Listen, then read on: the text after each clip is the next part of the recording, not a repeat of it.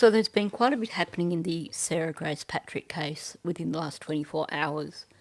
If you are not familiar with this case, Sarah Grace Patrick is now 17. She is accused of having shot her mother and her stepfather while they were sleeping in February of this year. She was arrested early July and was due for a bond hearing this week, and that's what I'm going to cover. But that was in the morning, and in the afternoon a grand jury indictment was handed down which basically covered the charges that she was already arrested for and added some more. So I'll also be talking about that at the end of this video. In terms of her hearing, there were multiple people who fronted as witnesses, essentially. The defence team had a number of people who they had called to speak on Sarah's behalf, and then there were 3 people who came and spoke against Sarah being allowed bail. Noticeably, while they do claim that Sarah Grace is innocent, neither Sarah's father nor grandfather spoke at this hearing. There's a Facebook page that was created by Sarah Grace's father that is called I Stand With Sarah Grace Patrick, which has got people who know her basically trying to claim that she is innocent based on absolutely nothing. I do feel for those people because I think that in a case like this, they are not going to make an arrest of a 17-year-old girl for such a huge, heinous crime unless they are certain and have a mountain of evidence. And when she was arrested, they did say they have a mountain of evidence. So I feel sorry for these people who are determined that Sarah Grace is innocent, because it really doesn't look like that is the case, and I think at some point in time they're in for a world of hurt. What I did note was that there were some of the people who were defending Sarah who actually had the temerity to stand there in court in front of the family of these 2 beautiful people whose lives were taken by this girl, and these people had the temerity to stand in court wearing T-shirts saying, I stand with Sarah Grace Patrick. I hope that when it comes to trial that the judge will put his foot down and say, this is not allowed. It really isn't suitable attire for the inside of a courtroom, and you'll note that none of James Brock's family turned up in tacky T-shirts saying, we stand with James and Kristin. I will say I think the judge read the room quite well at the beginning, because he basically said from the get-go, this is your one and only warning. If there are issues in the courtroom, then you will be held in contempt of court. Now, in terms of what was discussed through this hearing, it was a really lengthy hearing. It was like an hour and 3/4 or something. What I have done is I have got clips from the various people who spoke, because there are a few things that I want to address. So I'm going to go through those clips. I'm also going to go through at the end what was said by the prosecution, and I think there is also some stuff said by the defence, and what was said by the judge when he denied bail for Sarah Grace. I just want to point out that Sarah Grace was quite chuffed by her little fan club in the back of the room. There were a lot of times through this hearing where you saw her smiling, when you saw her looking at specific people. This was a big outing for her. I don't think she actually sees the reality of what's going on just yet. The only times that I saw emotion from her through this hearing were basically when James's family were talking, and clearly she didn't like the things they were saying, and also at the end when the judge basically said, yeah, I'm not going to give you bond. Honestly, I got the sense that for Sarah Grace, this was another chance to stand up in front of her beloved audience. This is based on her facial expressions throughout the hearing, not based on just some sort of guesswork or whatever. So let's go through and I'll play some clips and discuss things along the way. Before I do, I should probably point out that you had Sarah Grace's grandfather there with his partner. This is the guy in the turquoise top sitting on the end.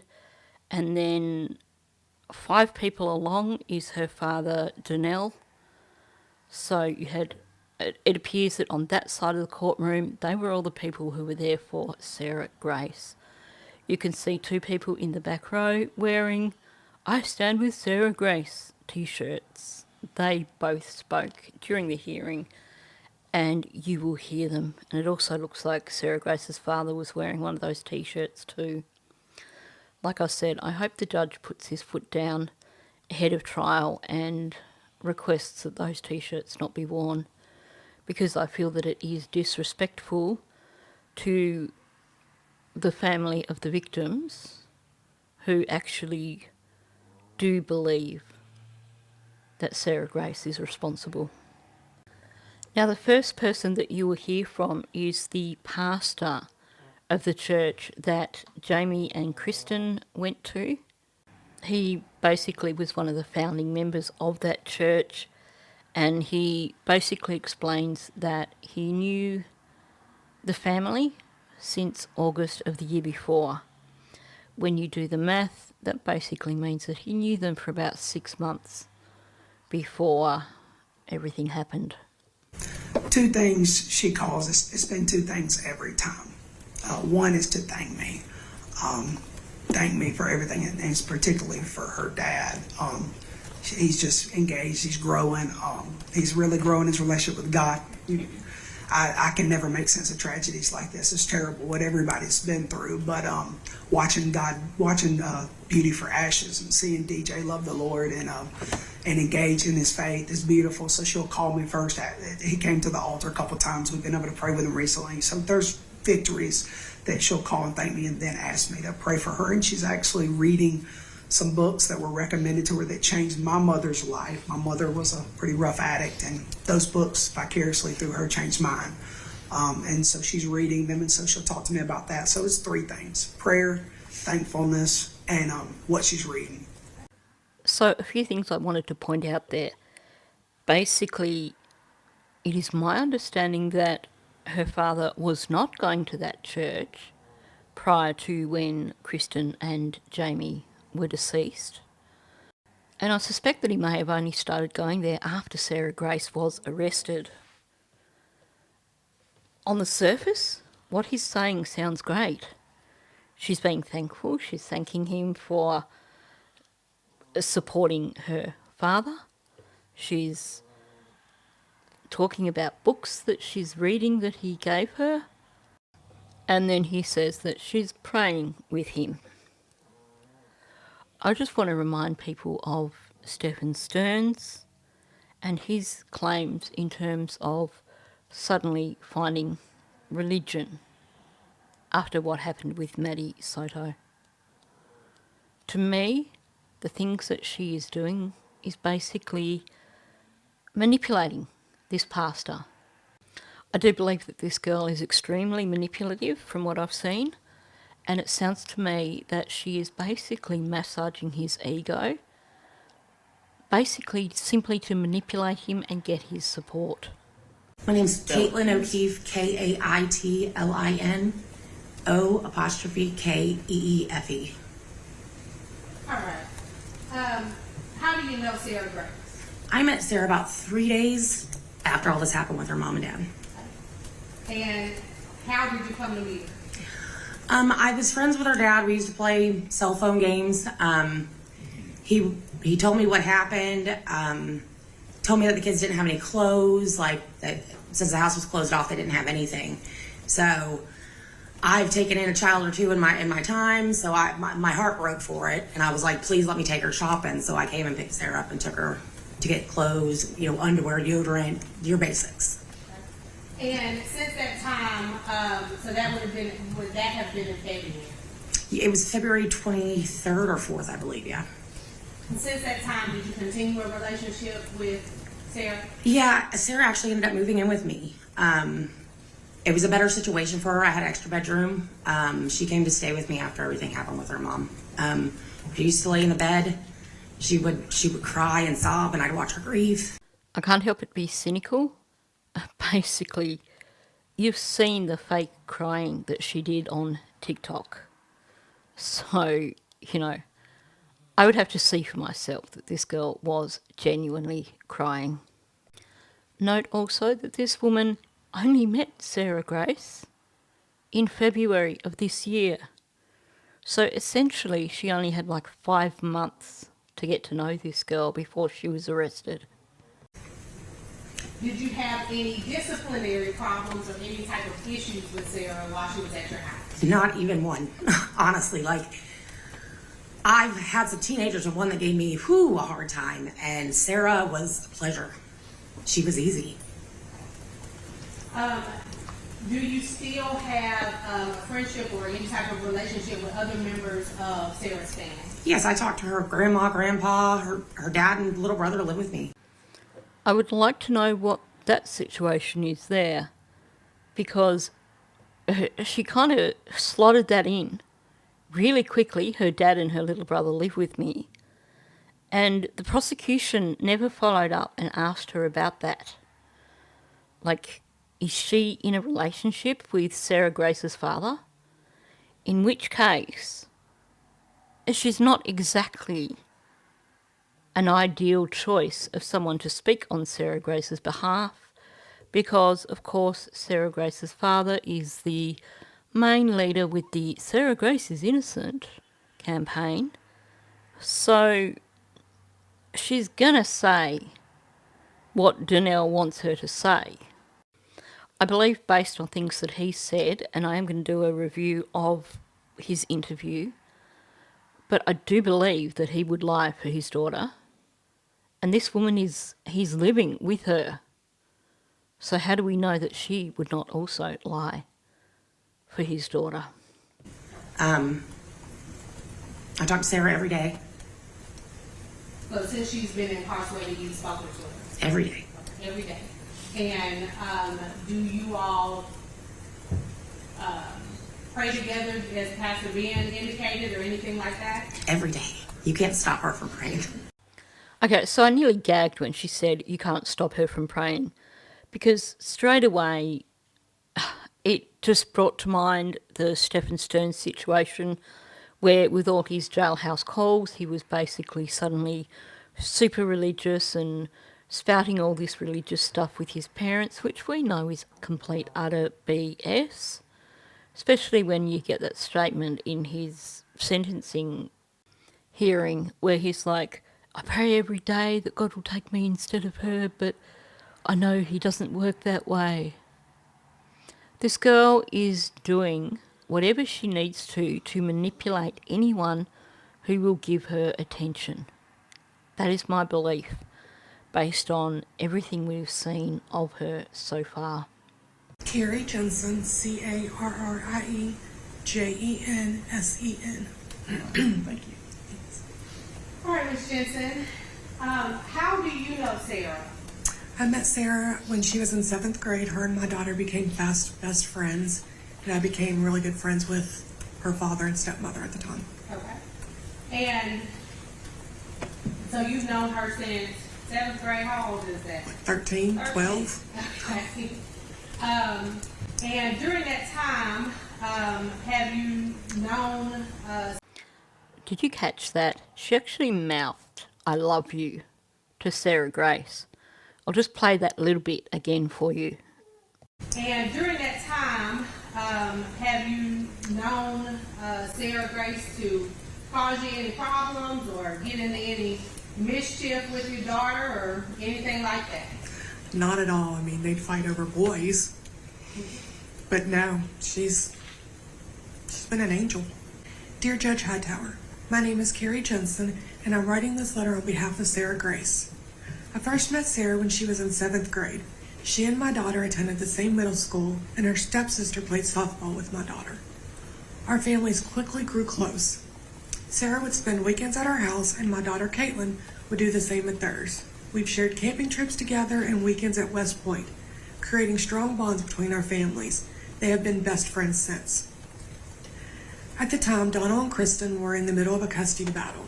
When I first met Sarah, she was a little shy, very sweet, kind, and humble. She was cautious around new people, but soon she warmed up to me and once told me I had a motherly presence that made her feel safe. As our relationship grew, she began to open up to me about her past and experiences with Kristin and James. That has always stayed with me was, no matter what they've done, I will always forgive them and love them, because deep down, I know that's not who they truly are. I just want to say how disgusting I find it that this woman is victim shaming. Kristin and James's past have nothing to do with this hearing. And yet she's basically using this platform to bash them. What she's saying here doesn't in any way support Sarah Grace's case in terms of asking for bail. All it does is create a negative picture of the victims, and it is not the place for that. Their family was in that courtroom. Jamie's sister was in that courtroom. He was the only brother she had left. And this woman is victim blaming, bashing Kristin and Jamie, who are not there to defend themselves. There's a time and a place for everything. And a courtroom, when you're wearing a tacky t-shirt that says, "I stand with Sarah Grace," to then turn around and victim shame as well, this woman should be ashamed of herself. The statement showed the depth of Sarah's heart. She truly believes in forgiveness and has always extended the same grace to others.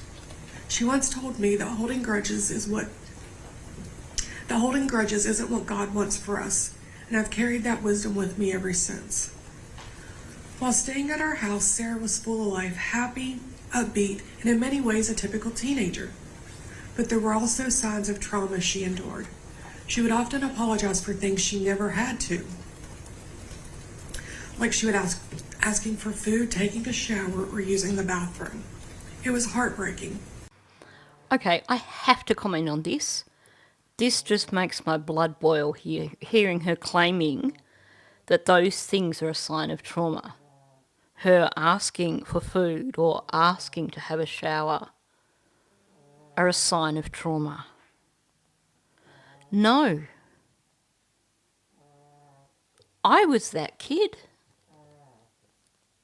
Not because of some trauma, but because A, I was incredibly shy, but B, I grew up learning that you basically don't take what you are not offered. So if you are hungry, if you are somewhere and you are hungry and you are not offered food, then it is the height of bad manners to just go and help yourself. I mean, heck, even now as an adult, if I'm at my sister's house and I'm hungry or I want a drink, I don't just go waltzing into her kitchen and help myself. I'm going to even ask my sister, is it okay if I have a biscuit or something? My best friend that I grew up with, we were friends from when we were 8 years old. And we basically lived at each other's houses during the school holidays while we were growing up. We'd spend so many days at my house, and then we'd get a lift to her place, and we'd spend so many days at her place. So, they were like our second homes. I never would have gone into her kitchen and helped myself to food, because I was always taught that you had to wait till it was offered to you. And if you were really hungry, then you needed to ask, because that was good manners. So this presumption that because this girl was using her manners, that it was a sign of trauma? Again, victim shaming and totally unnecessary. Despite that, she remained incredibly kind, respectful, and especially patient with my son, who is on the autism spectrum and is the same age as Sarah. She was fiercely protective of him and everyone she cared about. Sarah has a huge heart. She is loving, protective, and deeply rooted in her faith. She has always expressed a strong, She has always expressed a strong desire to work in the radiology field and has never been afraid of hard work. Hurting someone simply isn't in her nature or character. Over the years, I have held her through moments of deep pain and tears, and through it all, her love to her family, especially her siblings, Jaylee and Donnie, has remained unwavering. She would never do anything to harm them. She wants only to protect them. I don't know, allowing your 5-year-old little sister to walk in and discover both her parents deceased, that's not someone who wants to protect her little sister. I respectfully ask that you consider granting Sarah Grace bond. She is not a threat to anyone. She is deeply loved and supported by my family, by me, and her own family. I truly believe she deserves a chance to be home, surrounded by those who care about her. Thank you for your time and consideration. Look, I do feel really sad for these people, because there's going to come a time when this goes to court, even when they see evidence or hear evidence and they learn that they were standing up for a killer. But, there's a part of me too that is like, how can you be so delusional? How can you not understand that the authorities are saying we have a mountain of evidence? And like I said, there is no way known that any agency anywhere in the United States is going to arrest a 17-year-old girl on those charges unless they are dead certain of what they are doing, because the fallout would be phenomenal. You said that your daughter and the defendant went to school together, is that right? Yes, they did. What school was that? They went to East Coweta Middle. Now, were you aware that at some point the defendant attended an alternative school? Yes. Okay, and what's that alternative school? How does that function? Do you know? I'm really not familiar with that. I'm so sorry. Okay, is that related to disciplinary issues as far as you understand? Not that I'm aware of, no. You said you would be part of her village and that she could actually stay with you. If need be. Do you live here in Carrollton? No, I live in Wadowee, Alabama. Wadowee, Alabama? Yeah. So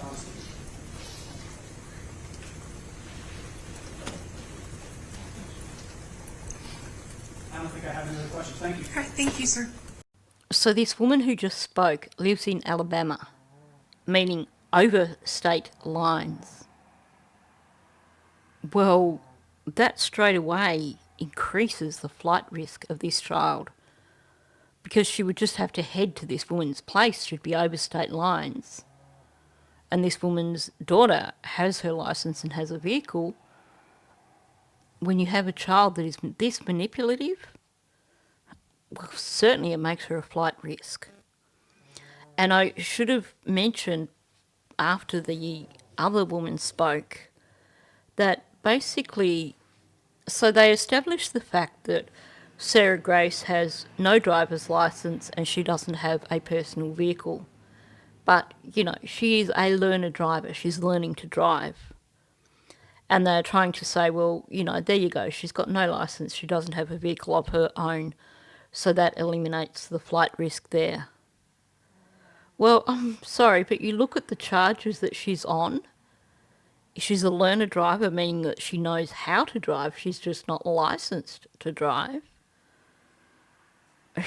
You've got nothing to lose by taking off as an unlicensed driver if you're wanting to avoid the charges that she's up on.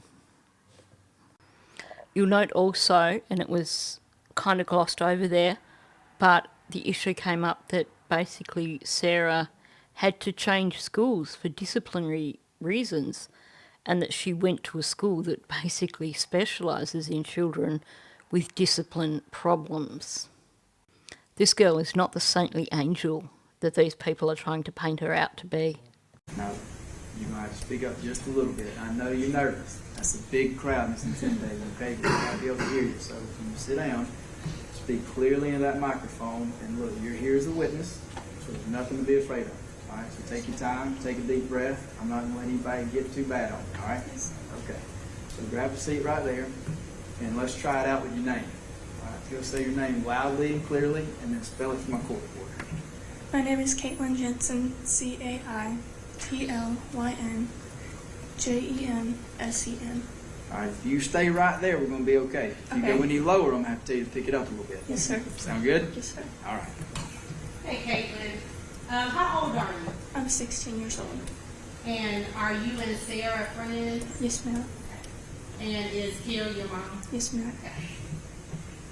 Now, I heard your mom say that you guys went to school together. Is that right? Yes, ma'am. At East Coweta? Yes, ma'am. And have you gone to school together since then, or that was the last time you went to school together? I'm going to say 9th grade. She started at East Coweta High School, and then she moved. Is that when, do you know if that's when she moved with your mom? I'm going to say yes. Now, so that was 9th grade, but have you guys continued to be friends since then? Yes, ma'am. And when you say friends, talk to me about what that looks like. Are you guys talking on the phone? Via Snapchat sometimes. We would call. I'd check in on her. I was never allowed over at her house. But she was allowed at your house. Yes, ma'am. I'd go and get her. So clearly this girl's mother formed an opinion of Kristin and Jamie early on, and this has actually influenced this girl as well. Because I'm willing to bet that her saying she was never allowed at their house, that this came from her mother, not from Kristin and Jamie. Just a guess. I may be wrong. I'm willing to be corrected if there is anyone out there that knows these people. I'm sorry, I didn't hear that. I would go and get her. Okay, you would go and get her. So you have a car. Yes, ma'am. Okay. And you have a driver's license. Yes, ma'am. And we shouldn't be scared. No, ma'am. Okay. I'm a great driver. Okay. Now, so you guys have kept in touch over the years, is that right? Yes, ma'am. Okay, and when you guys keep in touch, what sort of things do you do? Well, usually I go and get her, and then we go to the gas station and get something to eat. It's an hour 30 drive back home, so we blast music like teenagers would do, going home. And we go home, and I have a 2-year-old son, and we would play with him for hours. So this girl is 16 and has a 2-year-old son. You do the math. This means that she was 13 or 14 when she got pregnant. These girls are not your perfect little girls who have never done anything wrong in their lives. Can we just acknowledge that? Until he fell asleep. And then we watch movies. Okay. That's what we do. Now, at any time have you, well, let me ask this. Have you talked to Sarah since she's been incarcerated? I have. And what have those conversations been like? Telling me she loves me. She's so thankful for me. She's excited to get to go on the jet skis again one day, have fun, be a teenager, and then we pray. Okay. Now, are you attending church too? I used to. But you're not at Catholic church? No, ma'am. Because that's It's far. Too far away. It's far. No problem. Now, were you in contact with Sarah after the incident happened? Yes, ma'am. And did you have any concerns about Sarah leaving or running or trying to get away in any way? No. Okay. Did she ask you to come pick her up and take her back to Alabama and hide her or anything like that? No. Okay. This lawyer's argument is totally flawed. This whole, well, before she was arrested, there was no sign that she would consider running away or anything like that.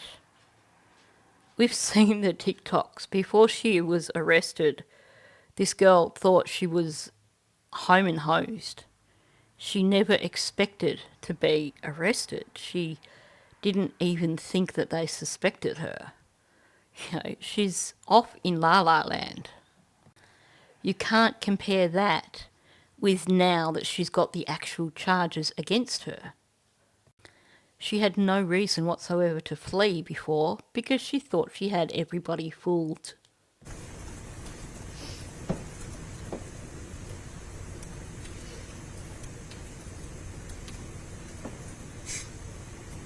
think that's all I have for you. Take your Thank you. State, any questions? I think I may just have one, Judge.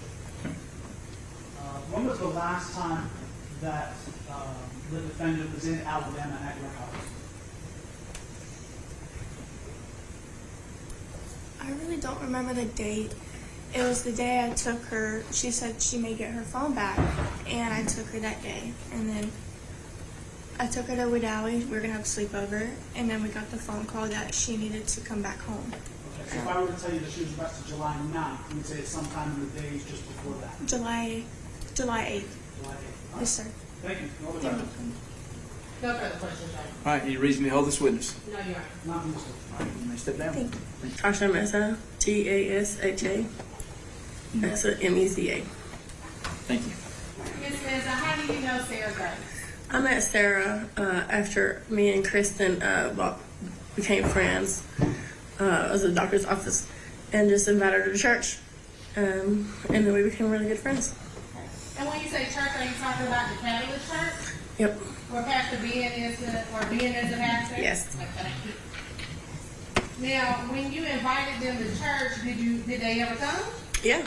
2 weeks later, they come And did they continue to come after that? every Sunday. To your knowledge, were they involved in activities throughout the week or just Sunday service? At first, it just started as Sunday service, and then as they grew in the church, they became more involved. Now, were you able to observe and spend time with and have a relationship with Sarah Grace personally? Yes. Her and my daughter were friends, so I've seen them quite often. And so, since you go to the Catalyst Church, I'm assuming you stay local, somewhere close by? Yeah, I only stay about 2 minutes from the church. 2 minutes from the church. So, 7 minutes from here, maybe? Yeah. Okay. And at any point, okay, so let me ask you this. When did you meet Kristin? It was back in August. Okay. Of last year? Yes. And when you met her during that time, how often would you say that you had occasion to spend with her and Sarah? For the beginning of the part, we just stayed on the phone mainly, and then as we grew closer, we went to birthday parties and cookouts and that sort of thing. So, I mean, it was a few times. But would you agree that most of the time that you spent was at church? Yes.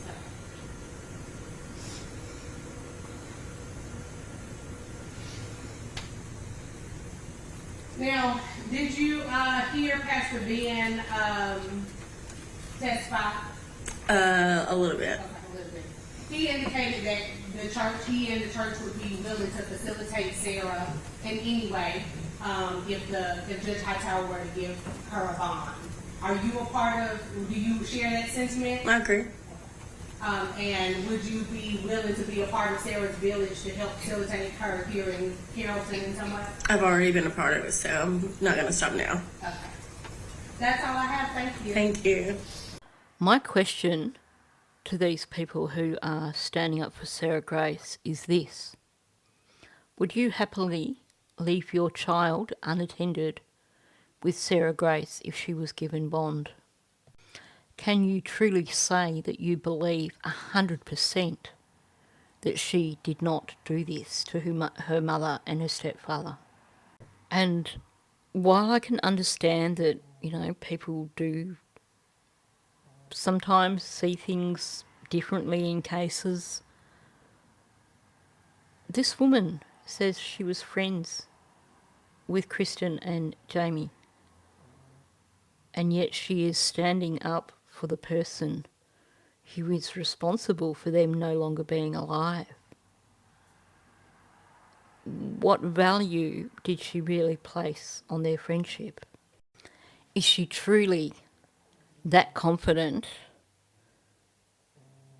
that Sarah Grace is innocent? Does she truly believe that investigators who are saying they have a mountain of evidence got it wrong and would take the risk of arresting a 17-year-old girl?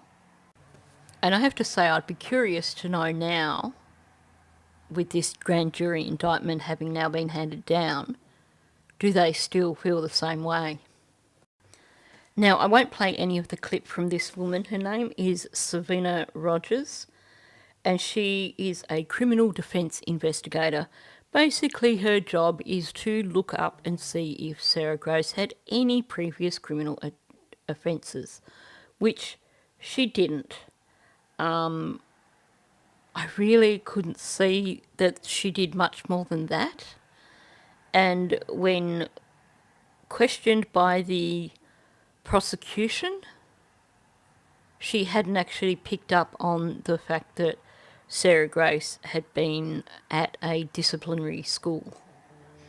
So, basically she was there just to say, yeah, this girl has no other charges than what is now currently here in this courtroom, this moment. Okay. Hi, my name is Kim Bowling, K-I-M.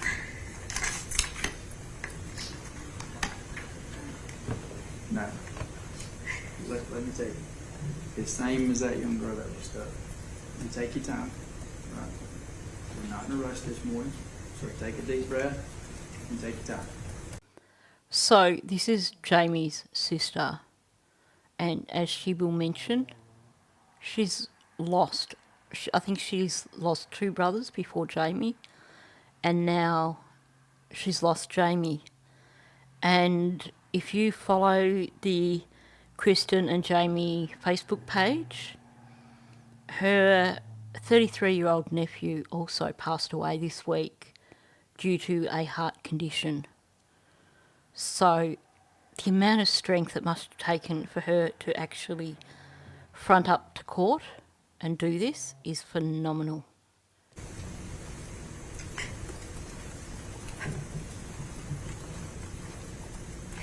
B-O-W-L-I-N-G.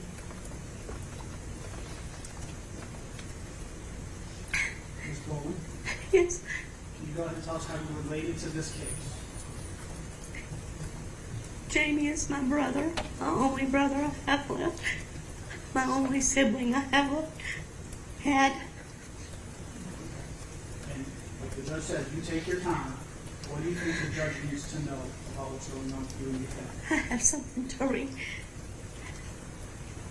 Your Honor, my name is Kim Bowling, and I'm Jamie's sister. I want to thank you for giving me the opportunity to speak today.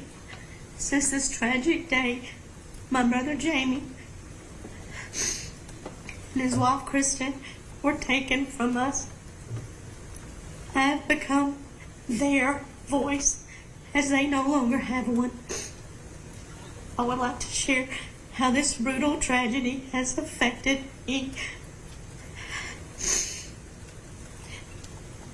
I not only lost my brother, but also my sister-in-law in the most horrific way imaginable.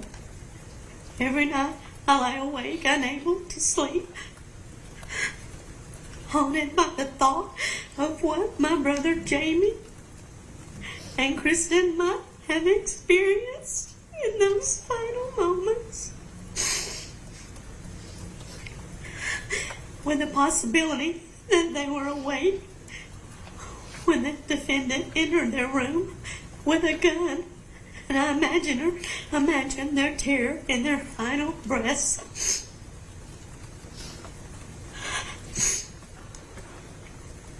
The defendant is charged with the brutal murders of my brother, Jamie, and my sister-in-law while they were lying in their bed. Shot multiple times, including both shot in the head.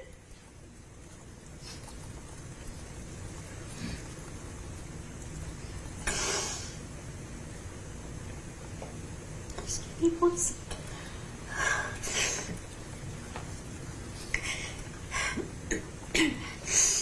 Mr. Parrish, can you put that right there? Thank you. Thank you, Mr. Parrish.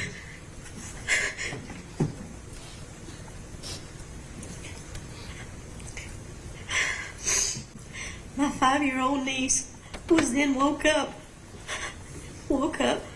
to find their parents lifeless. The trauma this innocent child will carry for the rest of her life is unfathomable. And what makes this even more heartbreaking is that her sister loved the defendant.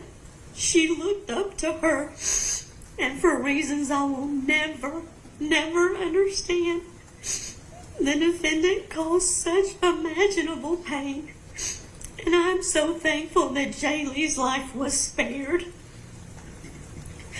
With all of this in mind, I am deeply concerned about Jaylee's safety should the defendant be released on bond.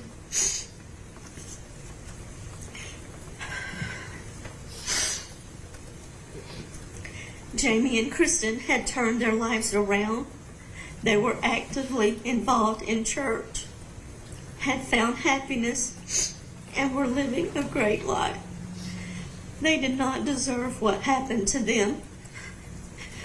I ask you, please consider the following factors when deciding whether to grant a bond.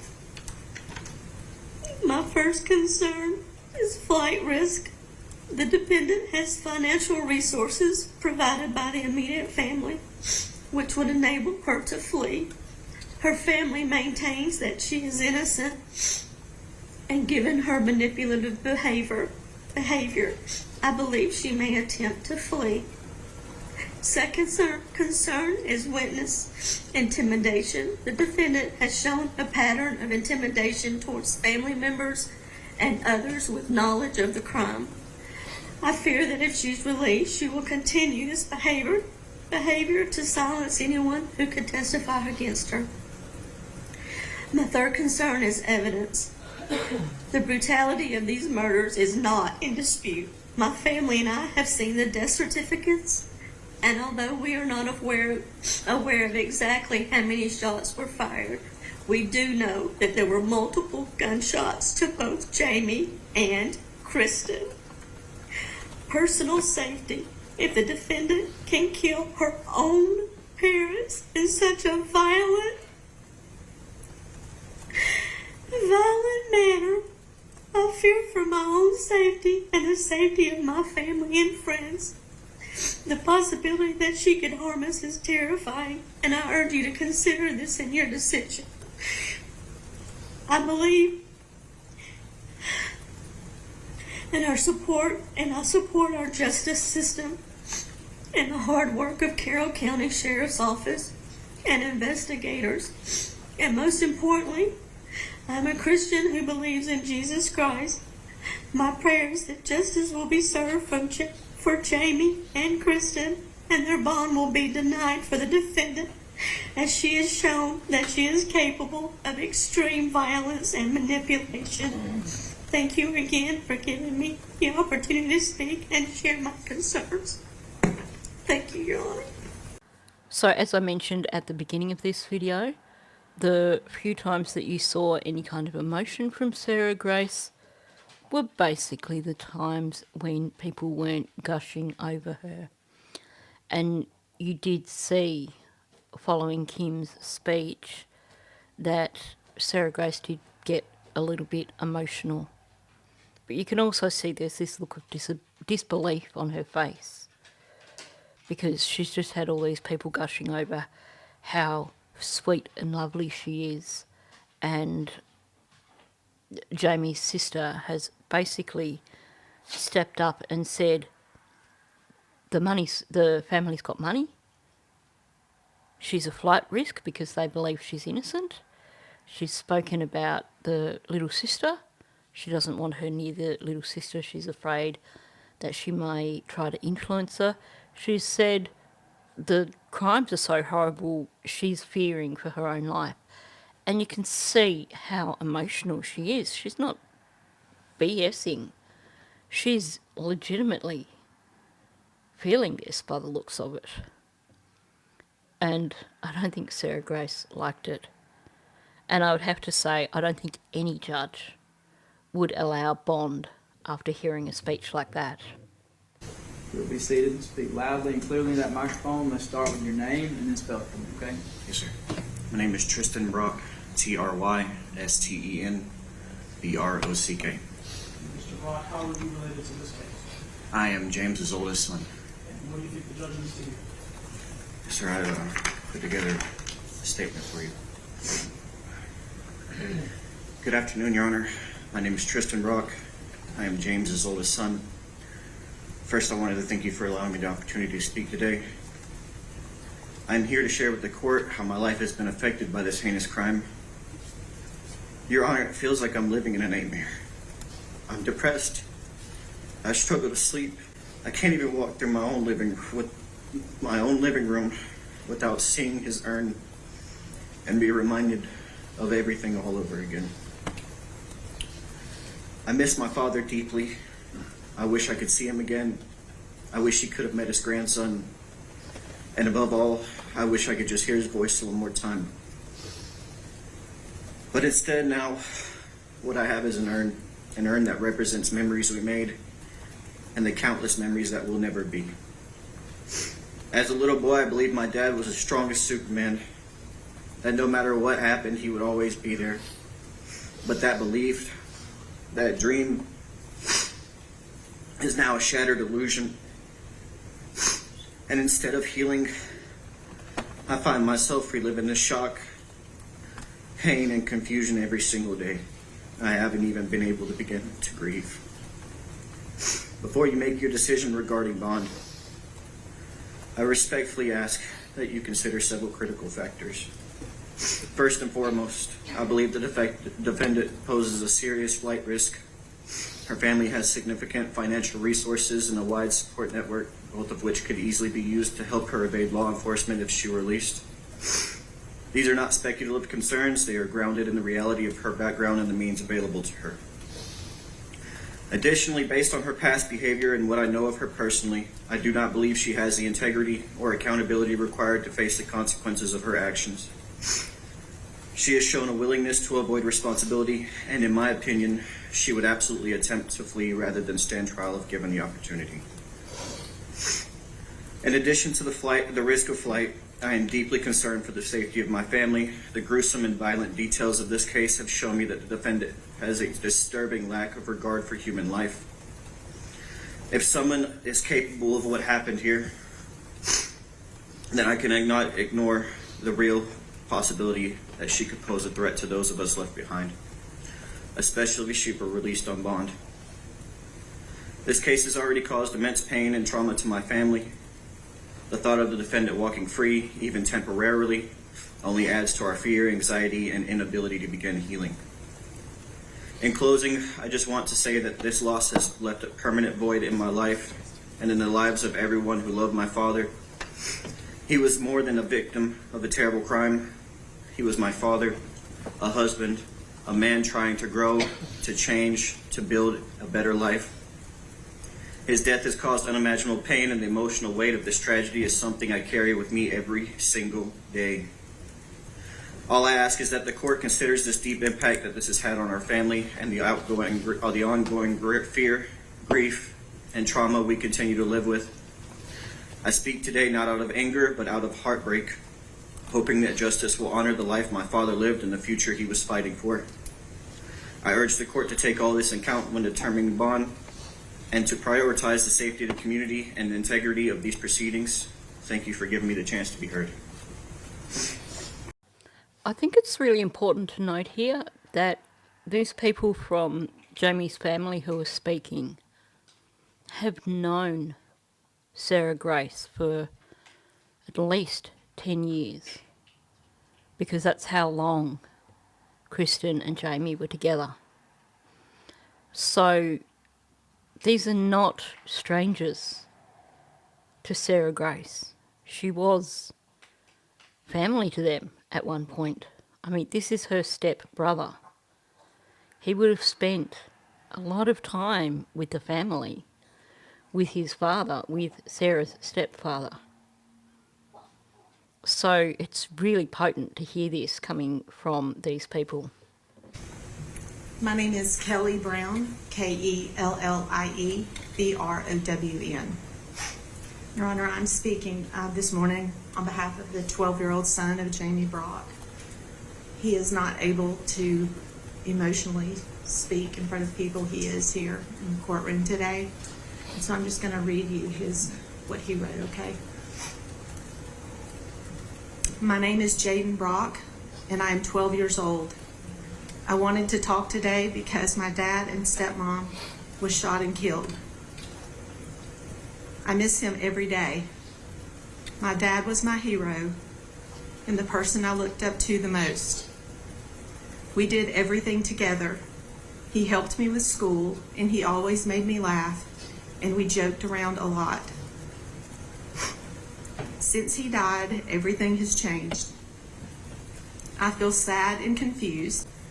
It's hard to sleep, it's hard to focus, and it's even hard to smile sometimes. I still wait to hear his voice or see him walk through the door, but I know that will never happen again.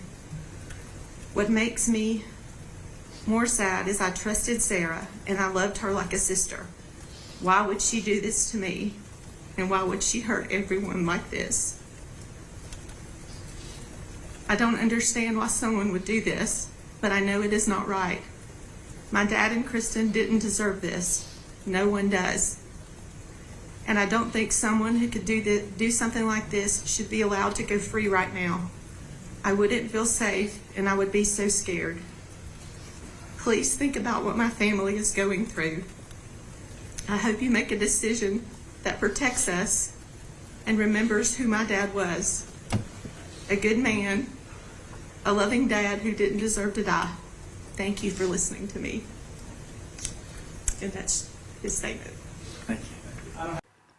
And I just want to point out that that 12-year-old boy was living with Kristin and James a lot of the time. So Sarah Grace pretty much was like a sister to him. I also want to point out, yes, I have enhanced these images, but they are not altered other than just being sharpened. So the expressions that you are seeing on Sarah Grace's face are the exact expressions that she was making. Just that I've sharpened the image just to make it clearer for you to see what her expressions were like. Have there any questions for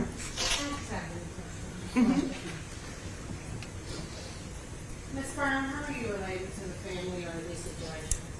I am not related to the family. I grew up with Kim, and I've known Jamie since he was 2. Okay, friends with Kim and Jamie. Yes, yes, ma'am.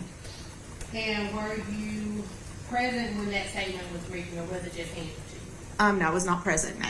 It was written by Jaden, his mom, and Kim helped. I was just asked to read it. Okay. And they told you that you prepared it? Yes.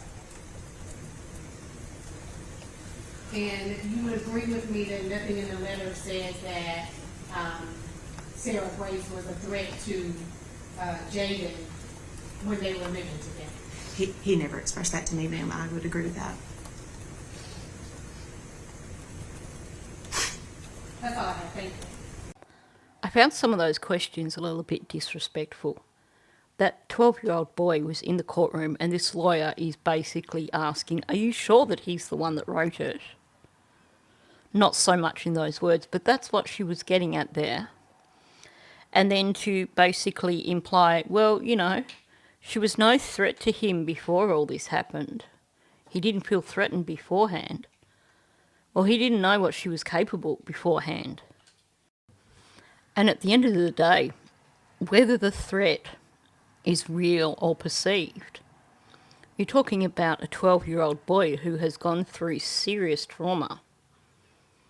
And it would not simply re-traumatise him, but cause greater trauma if she was out in the community. I mean, you just have to look at the Idaho case. And if you watched any of the victim impact statements, Dylan, when she made her victim impact statement, said how afterwards she basically slept in her mother's room for a year. And that's with BK having been arrested and being incarcerated. And yet the trauma for her was so intense that she still needed to sleep in her mother's room for a year. And this is an adult. Well, you know, mostly adult. When you're early 20s, you're kind of, you know, still working on being an adult. But you know what I mean. So you can imagine how traumatic it would be for a 12-year-old boy if she was actually allowed out. The family is genuinely afraid on the Brock side of the family tree. They are fearful that she will reach out. They are fearful for their own safety and the safety of all the other members of that family. The defendant poses no significant risk of committing any felonies pending trial. Judge, I'm going to talk about that here in a minute, but I think there is some inherent risk in that as well. One of those felonies ties into that significant threat or danger to any person. If she is to lash out violently at one of the other family members, that would be a felony. Number 4 is the defendant poses no significant risk of intimidating witnesses or otherwise obstructing the administration of justice. And it was pointed out that there is concern that the defendant would be able to influence, I'm going to use the term influence instead of intimidating, influence the 6-year-old who is a primary witness to this case. There's significant concern from the state in that regard. There's significant concern from the family members in that regard. We've heard terms like manipulation, lack of integrity, lack of accountability. I mentioned at the beginning of this that the only time you see emotion from Sarah Grace is when basically she's not getting her own way. Or if people are saying things about her that show that they don't think she is some wonderful superhero, supermodel kind of person. She has this overinflated idea of who she is. She expects everyone to adore her, and she's getting some home truths here.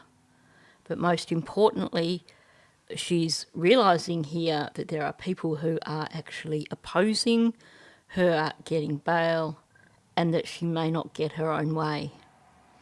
These are tears of someone who is not getting what they want, not someone who gives a toss about anything. In addition to that, Your Honor, because of her age, Ms. Patrick is being held in solitary confinement at the jail because the Sheriff's Department is concerned about putting her into general population. Courts have struggled with whether prolonged stays in solitary is constitutional or violative of the 8th Amendment, especially in young people. So I just want to present that for the court's consideration as well. I just want to point out what the defence is doing here. And basically, she is trying to claim that Sarah Grace is in solitary confinement. No, she's not in solitary confinement. She is in isolation. You've heard from several witnesses here that they speak to her on a daily basis. There is a huge difference between solitary confinement and this whole argument of, well, it's unconstitutional to put someone in solitary confinement. She's not in solitary confinement.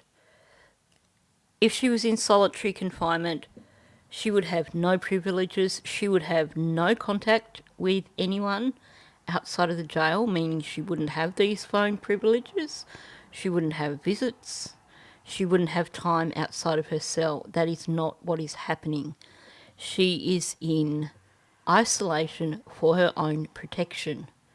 And it sounds like she is getting plenty of attention from her father, who apparently speaks to her every day, her father's girlfriend or whatever she is, who speaks to her every day. You've heard all these witnesses who are saying that they have spoken to her regularly since she has been incarcerated. She's not isolated. Again, I ask this court to protect the presumption of innocence. Based on everything that's been presented here today in court, not just the seriousness of offenses, not just this arbitrary concern that all of a sudden now people may be in danger, looking in hindsight, but based on real witnesses and testimony and presented documentation, that Sarah Grace Patrick is a candidate for bond. She just basically shat all over Jamie's entire family there by saying this arbitrary belief that they are suddenly at risk. Basically, she is putting them down.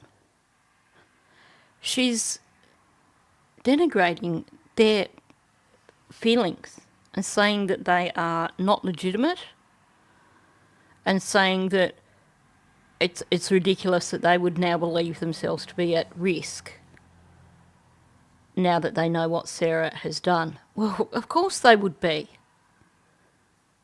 They didn't look like they were just BSing to me. I find it so rude of her to say that.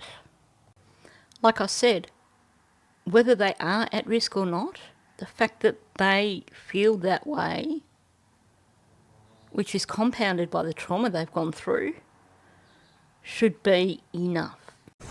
Judge, as pointed out by opposing counsel, Ayala v. State is the case on point. And opposing counsel is correct that their burden generally, to kind of put a very simple, broad brush on it, is that they are to only really proffer towards the community ties. They've done that. I don't doubt that she has ties to the community. I don't doubt that the defendant has people who care about her. She has a flight list. We need to specify that they own so much land, and if they have different business holdings, we don't. The testimony is clear that they have the assets to send her out of state or even to faraway places farther than that if it was necessary. She is a flight list. That is the state's position. She is a flight list. And the other factors that we've talked about, the family is genuinely afraid. We always operate in hindsight in cases like this. No one ever knows that someone is violent until they are violent. That's why the family is scared at this point, because now, in their eyes, the defendant has shown her true self, who she really is. So, of course, they would be fearful now than they would be beforehand. We did hear some testimony regarding disciplinary issues and the fact that this individual has had to attend an alternative school. This was a loving family. This was a caring family. They were working with her to get her into a position where she could have a fruitful life, and we ended up where we ended up. As far as the issues regarding what's going on in the jail, that's an issue for the sheriff's office. I know that they are prioritizing her safety at this point. I don't think it will be forever if she is in isolation. So he made that really good point there, that no one ever knows that someone is violent until they are violent. Meaning that, yeah, of course they weren't fearful of her beforehand, but now that she's shown what she's capable of, naturally they are going to be afraid. And you'll note here that he's basically called the defence out without doing it directly to their face by pointing out that Sarah Grace is in isolation, not in solitary confinement, and pointing out that basically it is for her own safety. And as far as all the other factors, Judge, I just think that when you apply the law to all of the testimony that we heard here today, she's just not a good candidate for bond at this point. She is a flight risk. There's risk to intimidate witnesses. The state has met its burden as well. We just think that this individual should be denied bond at this point. All right. Thank you. I have to say the prosecution made a really good argument, and there's no way any judge would have actually allowed her bond after that. On a motion for bond, defense has a burden of coming forward initially with evidence to show that the defendant does not pose a significant risk of fleeing, threatening the community, committing another crime, or intimidating a witness. And then it is the state has the burden of persuasion in convincing this court that the defendant is not entitled to pretrial release. The state has the burden of proving by a preponderance of the evidence that the trial court should deny bail or bond. And there's a vast difference in beyond a reasonable doubt and preponderance of the evidence. Preponderance of the evidence is essentially greater than 50%, or it's just a greater likelihood than the other side. That is vastly different than beyond a reasonable doubt at trial. So he's basically saying that it's up to the prosecution to prove that there is a greater chance of these things that are arguing, flight risk, having an impact on witnesses, potentially reoffending. It's up to them to show that there is a greater risk than what the defence is presenting in that, no, there isn't. So it only has to be, more than 50%. And you would have to agree, based on what has been said, that the prosecution has definitely met that requirement. With that being said, and listening to the witnesses here, if I weigh these witnesses' testimonies and I weigh what I hear today, I believe those closest, and I say closest, in family relationship, expressed that they had vast concerns that she would have the ability to flee, that she would be a danger to the community, that she would be a danger to them, and that she would pose a significant risk of intimidating, or actually I think the state steered away from intimidating, or influencing or manipulating witnesses. By finding that, I find the state has met their burden today by a preponderance of the evidence. And Miss Patrick, because of that, I'm bound by the law, and I do not believe that she would be a proper candidate for bond at this time. With that being said, here's what I want to tell you.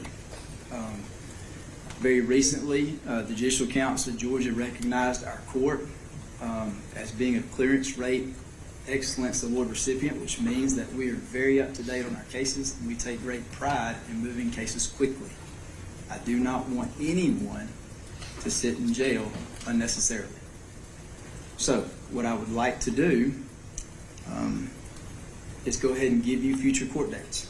And I'll explain this, Ms. Williams, a little bit, because again, I know you're new to being in front of me, but I would like to go ahead and give you some future dates for your case.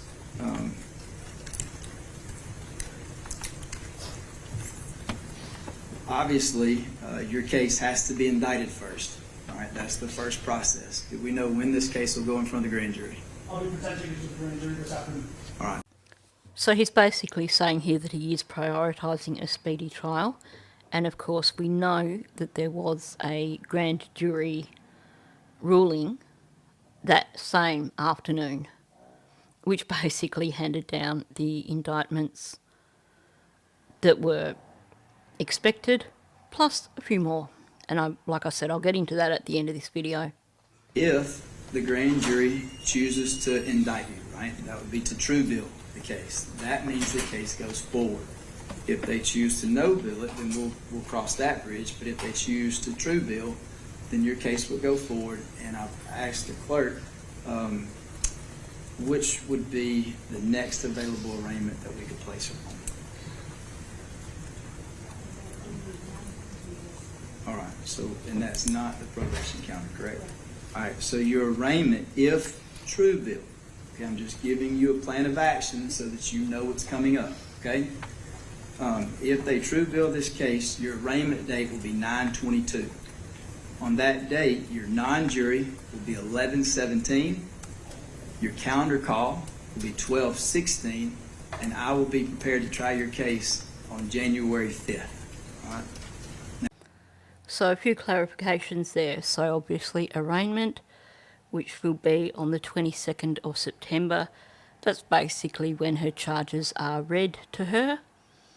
And that's when she pleads guilty or not guilty, or no contest, which is then, of course, when everything proceeds following whatever the plea is that she makes. We can be pretty certain here that she's going to plead not guilty, so it will then go on to a non-jury, I believe he said. It's got such a broad accent. For me as an Australian, not with my ears not trained to those southern accents, I thought he said a 9-jury. And I'm like, a 9-jury? And I realised he said a non-jury. That is basically, my understanding of a non-jury is a bench trial. But obviously if there's a bench trial, then there's not going to be a jury trial. So I'm thinking it must be like a pre-trial thing where he says, look, if I were to judge on it today, this is the sentence I would give. I'm not sure. Help me out on this if you are familiar with Georgia law, because I will have to do a lot more research to understand that. Then he spoke about a calendar call, which would be in December. I believe he said the 16th. That is basically your status hearing, where he just gets everyone in and they check that the trial is ready to proceed. And then, of course, you have the trial beginning on the 5th of January. Certainly no messing around here. There's a lot of interest in this case from both sides. And the defense was right. Justice needs to be done. And no matter what decision was made, someone is going to feel as though justice was not served today. That's just the truth. If I would have granted bond, there would have been a large group that said justice was not done. If I deny bond, as I'm doing today, there's going to be a large group that says justice was not done. That I can't avoid. But what I can do is give this young lady speedy justice. And that's my purpose. Again, my role is to make sure the law is followed, and I do the best I can to facilitate that. So, I will be ready. If state or defense, if y'all have issues, because I'm fully aware that issues come up with discovery and with cases that are oftentimes are out of either of your control. And for the best interest of the state or for the best interest of your client, you may need to ask for continuance. The state that's in my courtroom quite often, Ms. Williams, they know I'm very reluctant to give continuances. So if y'all need that, I need y'all to file a proper motion, and it's likely we'll have a formal hearing on whatever requests for continuances need to be heard, if they're needed to be heard. If not, I'm going to stick with this time frame. Again, she's in custody, so she takes priority on my trial list, as everyone knows. Also, her age. Defense, you brought to my attention that she's in isolation, so again, it's a top priority for me to move this case as quickly as possible. I would say that I would ask the sheriff office to do the best they can to acclimate her with folks, but I know that our sheriff is going to do their very best. And I can't direct them on safety, and their top priority is her safety. The same as mine is to make sure that justice is done to the best of my ability. Hers is to keep her safe. And so we'll do that. I liked that nice little jab at the defence. Basically, again, he referred to it as isolation, not as solitary confinement, and he basically said he trusts the sheriff to do his very best, meaning that, you know what, she's only going to be in isolation for as long as she needs to be in isolation. No one is doing it to punish her. They are doing it for her own safety. So I think this guy definitely has a firm but fair hand, and let's hope we see that throughout the trial. So I'm just going to read this directly from the Facebook page. Someone kindly copied and pasted, and it has the facts. That's all we need to know. So 2 hours after Judge Dustin Hightower denied her request for a bond, a Carroll County grand jury has indicted Sarah Grace Patrick on 8 charges. Now, I would imagine that counts 1 and 3